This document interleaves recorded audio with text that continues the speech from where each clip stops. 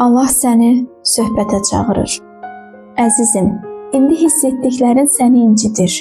Qəlbin sıxılır və elə düşünürsən ki, mən də səni tərk etmişəm. Xeyr, mən buradayam. Mən sənin yanındayam. Sadəcə qəlbini bağlamısan indi. Sevinç barədə heç düşünmürsən. Xatırla, salihlər sevinsin deyilmişdi.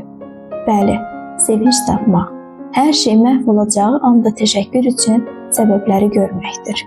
Mənim ağıllı, qayğıkeş balam, indi gəl biraz söhbət edək. Səni əsəbi və gərgin görmək istəmirəm. Bu sənə yaraşmır. Sən mənim padişahlığım üçün seçilmisən. Mənim işlərim üçün, mənim adımı yer üzündə təmsil etmək üçün seçilmisən. Mən sənin vasitənlə ürəklərə sülh, ruhlara rahatlıq gətirmək istəyirəm. Amma əgər sənin daxilin daima müharibə içindədirsə, necə sülh apara bilərsən? Səni qəmgin görürəm. Ürək sevinci cana məlhəmdir, sümüklərə şəfa verir deyildiyini oxumamısanmı?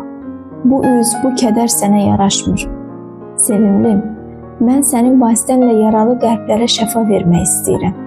Sənin qəlbin şəfa tapmadan necə şəfa paylaya bilərsən?